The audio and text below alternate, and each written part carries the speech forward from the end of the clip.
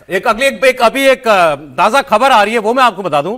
प्रधानमंत्री इजरायल जा रहे हैं और बीजेपी ने गांधी परिवार पर पलटवार इस वक्त किया है। मोदी सरकार के सीनियर मंत्री पीयूष गोयल, उन्होंने ये बीजेपी के बड़े बड़े नेता, पीयूष गोयल उसमें से एक हैं, वो कांग्रेस इज कॉम्प्रोमाइज्ड मुहिम चला रहे हैं। पीयूष गोयल ने ट्वीट किया है कि जवाहरलाल नेहरू कॉम्प्रोमाइज थे, क्योंकि यूएन सिक्योरिटी काउंसिल में भारत की परमानेंट सीट को भी उन्होंने ठुकरा दिया। अभी शुरुआत कर रहे थे त्रिपाठी जी वहां से भी इतनी बात की। इंदिरा गांधी कॉम्प्रोमाइज थी, क्योंकि उनकी सरकार में विदेशी एजेंसियों ने फंडिंग के आरोप लगाए। राजीव गांधी कॉम्प्रोमाइज थे, बोफोर्स का डील में घोटाला हुआ। सोनिया गांधी कॉम्प्रोमाइज थी, क्योंकि पर्दे के पीछे से वो सरकार चलाती थी। तो ये तस्वीर प्रॉपर डाली गई है। पीयूष गोयल जी का ट्वीट एक्स पे पोस्ट है। While Rahul Gandhi sends shirtless men to the AI summit to humiliate India on the global stage, जब वो बिना कपड़ों के लोगों को एआई समिट में भेजते हैं भारत को बदनाम करने के लिए, it is only a continuation of his family legacy to compromise Bharat image and interest. ये उनके परिवार का यही है, लेगेसी है, भारत को कॉम्प्रोमाइज करना। फिर अब तस्वीरों में नेहरू वॉज कॉम्प्रोमाइज्ड, यूएनएससी की सीट दे दी, तिब्बत को चाइना का पार्ट मान लिया, 62 की वॉर हार गए। Rajiv Gandhi compromise, Bofors deal कराई, यूनियन कार्बाइड में वॉरेन एंडरसन को भारत से भागने दिया, फॉरेन मिडलमैन जो है वो डिफेंस डील्स का हिस्सा हुआ करते थे। Indira Gandhi is compromise, BJP लिख रही है ये सब। फॉरेन फंडिंग, केजीबी के डॉक्यूमेंट से पता चलता है कि सूटकेस मनी आता था।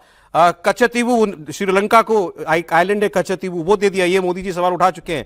सिक्योरिटी डिसीजंस, उनकी न्यूक्लियर और डिफेंस चॉइसेस ने, लोग कहते हैं पाकिस्तान के ऊपर इजरायल हमला करने वाला था, उसके कहूटा के न्यूक्लियर प्लांट पर इंदिरा गांधी ने मना कर दिया था। फिर अंत में सोनिया गांधी इज कॉम्प्रोमाइज, क्योंकि शैडो पावर थी उनके पास 10 साल। नेशनल हेराल्ड केस में पार्टी को सारा पैसा दिया गया, नेशनल हेराल्ड का जो कंट्रोल है वो अपने पास ले लिया। Foreign links, foundations link to foreign donors including China and Soros networks raise senior concerns. तो पीएम इज कॉम्प्रोमाइज के बाद अब कॉम्प्रोमाइज्ड कांग्रेस, ये पलटवार है सर। देखिए, राहुल गांधी ने पहले कहा था चौकीदार चोर है, तो उसके बाद क्या असर हुआ कि पूरे देश के लोगों ने लिखना शुरू कर दिया कि भाई मैं भी चौकीदार हूं। उसके बाद प्रधानमंत्री के लिए कहा गया कि प्रधानमंत्री का परिवार नहीं है, तो कहा गया मैं मोदी का परिवार हूं। उसके बाद वो कंपेनिंग चली कि भाई मैं मोदी का परिवार हूं।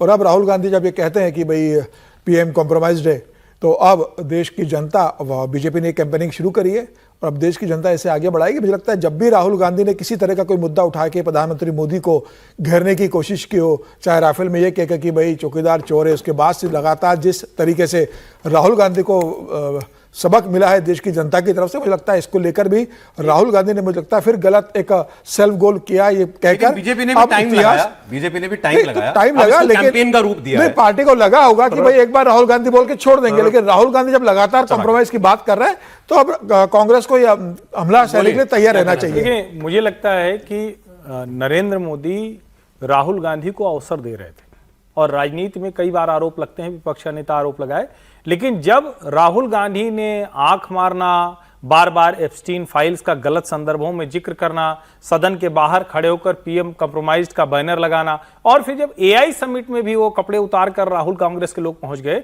तो फिर ये रेड लाइन थी। और उसका जवाब प्रधानमंत्री ने पहले जो दिया था, उसको अब नेक्स्ट स्टेप आप समझिए, ये एआई समिट में नंगे हो जाने के बाद ये उसका जवाब आया। और मैं फिर कह रहा हूं, राहुल जो कर रहे हैं, नेहरू जी से लेकर राजीव जी और सोनिया जी तक के लिए कार्यकाल को पूरी तरह से, अब ये बीजेपी ने वो लिहाज छोड़ दिया है। ये लेकिन पीएम कॉम्प्रोमाइज का कैंपेन चलाना और फॉर्मर पीएम की कॉम्प्रोमाइज कैंपेन चलाना में कोई फर्क लगता है आपको?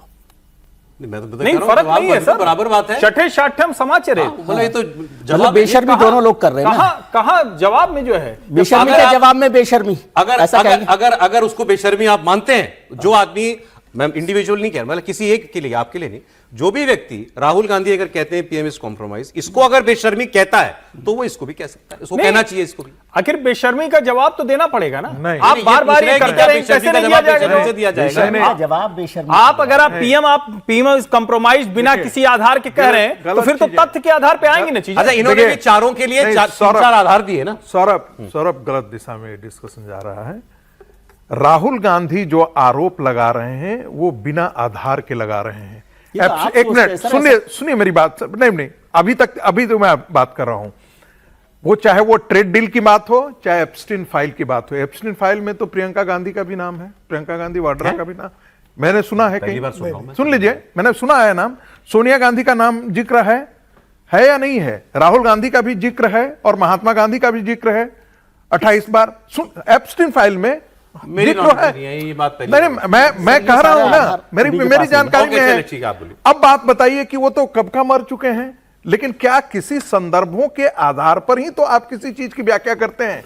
और जो भारतीय जनता पार्टी आरोप लगा रही है, चाहे वो नेहरू के संबंधों को लेकर के हो, एडविना के संबंधों को लेकर के हो, चाहे वो धीरेन्द्र ब्रह्मचारी के संबंधों को लेकर के हो, एमओ मथाई के संबंधों को लेकर के हो, या किसी अन्य चीजों को लेकर के हो, मित्रों डायरी क्या ये बताती नहीं है कि केजीबी कैसे केजीबी की पहुंच प्राइम मिनिस्टर ऑफिस तक हुआ करती थी? क्या मित्रों डायरी ये बताती नहीं थी किसी कांग्रेस पार्टी को सूटकेस पहुंचता था केजीबी की तरफ से? ऐसा तो भारतीय जनता पार्टी पर आरोप नहीं लगाया। वहां की खुद एजेंसियां कहती है कि ये सब बिके हुए थे। ठीक है, तो दोनों के बीच में तुलना करना बंद करनी चाहिए।